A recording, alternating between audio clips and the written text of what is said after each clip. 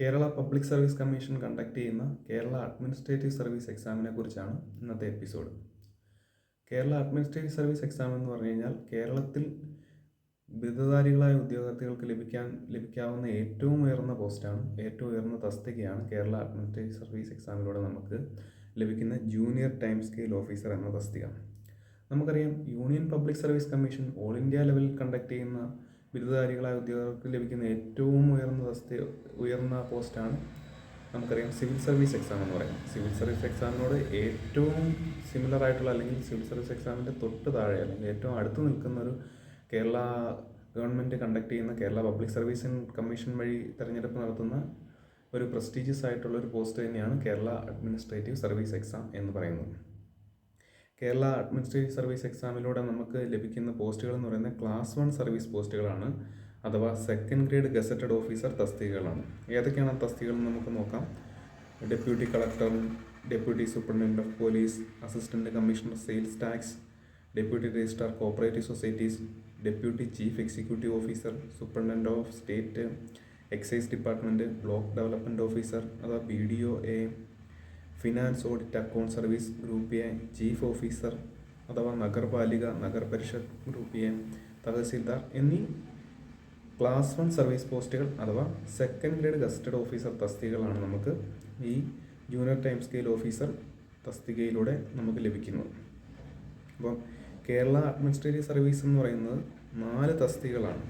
Junior time scale officer, senior time scale officer, selection grade scale officer, super time grade scale officer.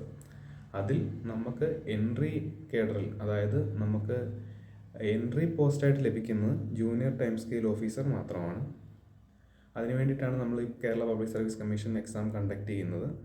ബാക്കി senior time scale officer അഥവാ selection grade scale officer, super time grade scale officer, ഈ 3 തസ്തികയും promotion തസ്തികകളാണ്.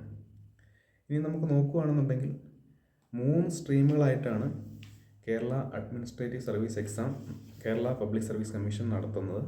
അത് stream 1, stream 2, stream 3 അങ്ങനെ 3 സ്ട്രീമുകളായിട്ടാണ് നടത്തുന്നത്.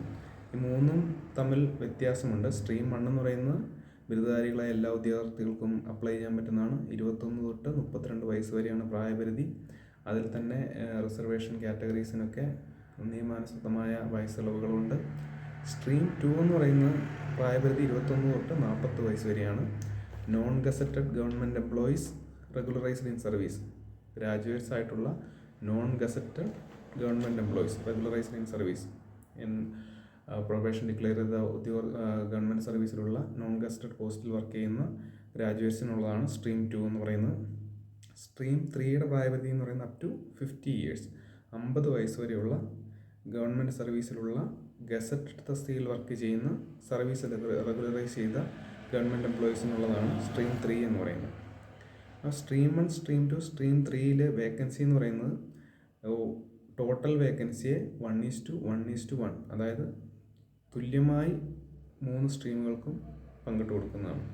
അപ്പോൾ ഈ stream 2, stream 3 നമ്മൾ ഉൾപ്പെടുത്തിയതിൻ്റെ കാരണം എന്ന് വെച്ച് കഴിഞ്ഞാൽ ഗവൺമെൻറ് സർവീസിലുള്ള ഉദ്യോഗസ്ഥർക്ക് നേരത്തെ ലഭിച്ചുകൊണ്ടിരുന്ന പ്രമോഷൻ തസ്തികയാണ് നമുക്കിപ്പോൾ ഈ KAS ലേക്ക് നമുക്ക് കൺവേർട്ട് ചെയ്തിരിക്കുന്നത്. അപ്പം അവർക്കും കൂടി ഈ പ്രമോഷൻ പോസ്റ്റ് നഷ്ടപ്പെടുന്നതിൻ്റെ അവർക്കുള്ളൊരു കോമ്പൻസേഷൻ എന്നുള്ള നിലയിലാണ് ഈ സ്ട്രീം 2, സ്ട്രീം 3 കാൻഡിഡേറ്റ്സിനെ അല്ലെങ്കിൽ ഗവൺമെൻറ് എംപ്ലോയീസിനെ ഇതിലേക്ക് ഉൾപ്പെടുത്തിയിരിക്കുന്നത്.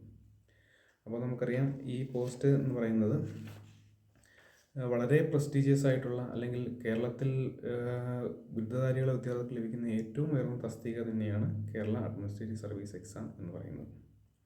അപ്പോൾ ഇതിൽ നമ്മൾ പറഞ്ഞു, കേരള അഡ്മിനിസ്ട്രേറ്റീവ് സർവീസ് എന്ന് പറയുന്നത് 4 തസ്തികകളാണുള്ളത്. Junior time scale officer, senior time scale officer, selection grade scale officer, super time grade scale officer എന്ന് പറയുന്നത്. ഇതിൽ ജൂനിയർ ടൈം സ്കെയിൽ ഓഫീസർ 8 വർഷം കഴിയുമ്പോൾ പ്രൊമോഷന് അർഹത നേടിക്കഴിഞ്ഞാൽ സീനിയർ ടൈം സ്കെയിൽ ഓഫീസറാവും. അതിനുശേഷം 6 വർഷം കഴിഞ്ഞ് കഴിഞ്ഞാൽ സെലക്ഷൻ ഗ്രേഡ് സ്കെയിൽ ഓഫീസറാവും. പിന്നെ സൂപ്പർ ടൈം ഗ്രേഡ് സ്കെയിൽ ഓഫീസറാവും. പിന്നെ KASൻ്റെ വളരെ ഇമ്പോർട്ടൻ്റ് ആയിട്ടുള്ളൊരു പ്രത്യേകത എന്ന് പറഞ്ഞു കഴിഞ്ഞാൽ സിവിൽ സർവീസിലേക്ക്, അല്ലെങ്കിൽ നമുക്ക് സിവിൽ സർവീസിലേക്ക് എത്തിപ്പെടാൻ പറ്റും. KASലൂടെ നമുക്ക് സിവിൽ സർവീസിലേക്ക് എത്തിപ്പെടാൻ പറ്റുന്നൊരു ഓപ്പർച്യൂണിറ്റി നമുക്ക് ഇതിലൂടെ ലഭിക്കും എന്നുള്ളതാണ് ഇതിൻ്റെ ഏറ്റവും വലിയ പ്രത്യേകത.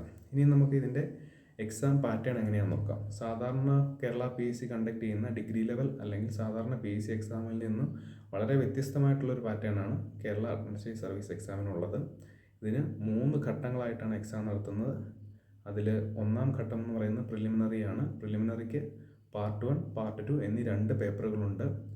രണ്ടാം ഘട്ടം എന്ന് പറയുന്നത് ഡിസ്ക്രിപ്റ്റീവ് എക്സാമിനേഷനാണ്. ഡിസ്ക്രിപ്റ്റീവ് എക്സാമിനേഷന് പേപ്പർ 1, പേപ്പർ 2, പേപ്പർ 3 എന്നിങ്ങനെ 3 പേപ്പറുകളുണ്ട്. ഇനി മൂന്നാം ഘട്ടം എന്ന് പറയുന്നത് ഇൻ്റർവ്യൂ ആണ്. ഇനി നമുക്ക് പ്രിലിമിനറി, മെയിൻ, ഇൻ്റർവ്യൂ എന്നിവയെ നമുക്ക് വിശദമായിട്ട് നോക്കാം. ഇതിൽ പ്രിലിമിനറിയിൽ 2 പേപ്പറുകളുണ്ട്.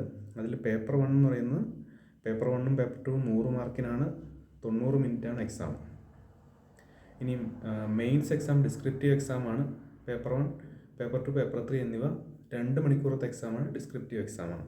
ഇനി പ്രിലിമിനറി എക്സാമിൻ്റെ 2 പേപ്പറുകൾ ഏതൊക്കെ ടോപ്പിക്കുകളാണ് ഉൾപ്പെടുന്നതെന്ന് നോക്കാം. പ്രിലിമിനറിയിലെ ഫസ്റ്റ് പേപ്പർ 1 100 മാർക്കിന് 90 മിനിറ്റിൻ്റെ എക്സാമിന് ഉൾപ്പെടുന്ന ടോപ്പിക്കുകൾ ancient Indian history, medieval Indian history, modern Indian history, world history, Kerala history, cultural heritage of Kerala, Indian constitution, public administration and international relations, reasoning, mental ability and simple arithmetic, geography എന്നിവയാണ്. ഇനി നമുക്ക് പ്രിലിമിനറിയിലെ paper 2 100 മാർക്കിന് 90 മിനിറ്റിനുള്ള എന്തൊക്കെയാണ് ഉൾപ്പെടുന്നതെന്ന് നോക്കാം. Economy and planning, science and technology, current events എന്നിവ 50 മാർക്കിനും, English 20 മാർക്കിനും, regional ലാംഗ്വേജിലുള്ള പ്രൊഫഷ്യൻസിയിൽ Malayalam, Tamil, Kannada ഇവയിലേതെങ്കിലും ഒന്ന് അതിന് 30 മാർക്കാണ്. അങ്ങനെ ടോട്ടൽ 100 മാർക്കാണ്. ഇതിൽ നമുക്ക് എടുത്തു പറയേണ്ട കാര്യം എന്ന് പറയുന്നത് ഇംഗ്ലീഷിന് 20 മാർക്കും, റീജിയണൽ ലാംഗ്വേജിൻ്റെ പ്രൊഫഷ്യൻസിയിൽ മലയാളം, തമിഴ്, കന്നഡയിൽ നമുക്ക് 30 മാർക്കുണ്ട്. അങ്ങനെ 50 മാർക്ക് അവിടെ തന്നെയുണ്ട്. ബാക്കി 50 mark economy and planning, science and technology, current events എന്നിവയ്ക്കാണ്. ഇനി നമുക്ക് മെയിൻ എക്സാമിൻ്റെ എന്തൊക്കെയാണെന്ന് നോക്കാം. രണ്ടാം ഘട്ടം ഡിസ്ക്രിപ്റ്റീവ് എക്സാമിനേഷനാണ്. അതിൽ 3 പേപ്പറുകളാണുള്ളത്. 100 മാർക്കിൻ്റെയാണ്. ഓരോ പേപ്പറും 2 മണിക്കൂറിൻ്റെ എക്സാമുകളാണ്. പേപ്പർ 1 100 മാർക്കിന് എന്തൊക്കെ ടോപ്പിക്കാണുള്ളതെന്ന് നോക്കാം. Ancient Indian history, medieval Indian history, modern Indian history, world history, Kerala history, cultural heritage of Kerala. ഇനിയും പേപ്പർ 2 100 മാർക്കിന് എന്തൊക്കെയാണ് ഉള്ളതെന്ന് നോക്കാം. Indian constitution, public administration and international relations, science and technology, current issues in given topics. ഇനിയും paper 3 main എക്സാമിൻ്റെ paper 3 100 മാർക്കിന് എന്തൊക്കെയാണെന്ന് നോക്കാം. Economy and planning, geography, current issues in economy and planning and geography എന്നിവയാണ് പേപ്പർ 3യിൽ 100 മാർക്കിനുള്ളത്. ഇനിയും ഇൻ്റർവ്യൂവിന് 50 mark. ഇതിൽ preliminary എക്സാമിൻ്റെ പേപ്പർ 1, പേപ്പർ 2 എന്നിവ ഒരു സ്ക്രീനിങ് ടെസ്റ്റാണ്. അതായത് നമുക്ക് സീരിയസ് ആയിട്ടുള്ള കാൻഡിഡേറ്റിനെ ഐഡൻറ്റിഫൈ ചെയ്യാനും അവരെ സ്ക്രീൻ ചെയ്ത് എടുക്കാനും വേണ്ടിയിട്ട്, അവരെ ഫിൽട്ടർ ചെയ്തെടുക്കാനും വേണ്ടിയിട്ട് നടത്തുന്നൊരു സ്ക്രീനിങ് ടെസ്റ്റ് മാത്രമാണ് പ്രിലിമിനറി എക്സാം പേപ്പർ 1, പേപ്പർ 2 എന്ന് പറയുന്നത്. അതിൻ്റെ മാർക്ക് ഫൈനൽ സെലക്ഷന് നമ്മൾ കണക്കാക്കുന്നില്ല. ഫൈനൽ സെലക്ഷന് വേണ്ടി കണക്കാക്കുന്ന മാർക്ക് എന്ന് പറയുന്നത് ഡിസ്ക്രിപ്റ്റീവ് മെയിൻ എക്സാമിനേഷൻ്റെ ഡിസ്ക്രിപ്റ്റീവ് ആയിട്ടുള്ള 3 പേപ്പറുകളുടെ 300 മാർക്കും ഇൻ്റർവ്യൂവിൻ്റെ 50 മാർക്കും മാത്രമാണ്.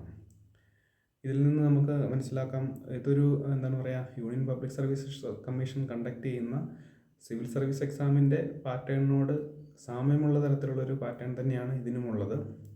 ഇതിൽ നമുക്കറിയാം, ഈ കേരളത്തിൽ ലഭിക്കാവുന്ന ഏറ്റവും ഉയർന്ന തസ്തികയാണ് ഈ കേരള അഡ്മിനിസ്ട്രേറ്റീവ് സർവീസ് എക്സാമിനേഷനിലൂടെ നമുക്ക് നേടിയെടുക്കാൻ കഴിയുന്നത്. അതിലൂടെ വേണമെങ്കിൽ നമുക്ക് സിവിൽ സർവീസിലേക്ക് എത്തിപ്പെടാനുള്ളൊരു ഓപ്പർച്യൂണിറ്റിയും ഉണ്ട് എന്നുള്ളത് കൊണ്ട് തന്നെ ഈ എക്സാം വളരെ സീരിയസ് ആയിട്ട് തന്നെ നമുക്ക് പ്രിപ്പയർ ചെയ്താൽ മാത്രമേ ഈ സെലക്ഷൻ പോസ്റ്റിലേക്ക് നമുക്ക് എത്തിപ്പെടാൻ പറ്റുള്ളൂ. അതുകൊണ്ട് കേരള അഡ്മിനിസ്ട്രേറ്റീവ് സർവീസ് എക്സാമിനേഷന് പ്രിപ്പയർ ചെയ്യുന്ന എല്ലാവരും സിലബസ് മനസ്സിലാക്കി വളരെ പ്രാധാന്യം കൊടുത്ത് ഈ ഒരു എക്സാമിന് വേണ്ടി പ്രിപ്പയർ ചെയ്യേണ്ടതാണ്.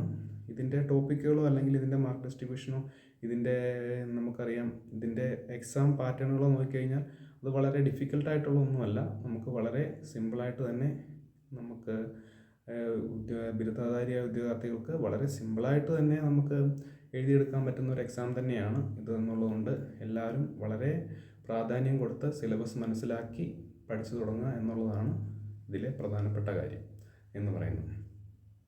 അപ്പം ഈ വർഷം ഈ എക്സാമിന് വേണ്ടിയിട്ട് 44 പോസ്റ്റുകൾ ഇതുവരെ ഐഡൻറ്റിഫൈ ചെയ്തിട്ടുണ്ട്. Kerala administrative service examination conduct ചെയ്യുന്നത് 29 ഡിപ്പാർട്ട്മെൻറ്റുകളിലേക്കാണ്. ഈ ഡിപ്പാർട്ട്മെൻറ്റുകളിലെ സാലറി സ്കെയിൽ നോക്കുകയാണെങ്കിൽ ഓരോ ഡിപ്പാർട്ട്മെൻറ്റിലും സാലറി സ്കെയിൽ ചെറിയ ചെറിയ വ്യത്യാസങ്ങളുണ്ട്.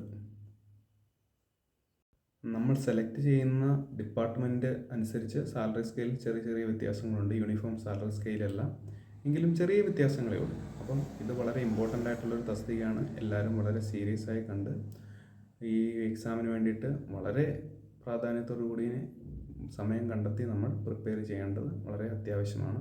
അതുകൊണ്ട് തന്നെ എല്ലാവരും വളരെ നല്ല രീതിയിൽ തന്നെ ഇതിനുവേണ്ടി പ്രിപ്പയർ ചെയ്യാൻ വേണ്ടി ശ്രമിക്കുക.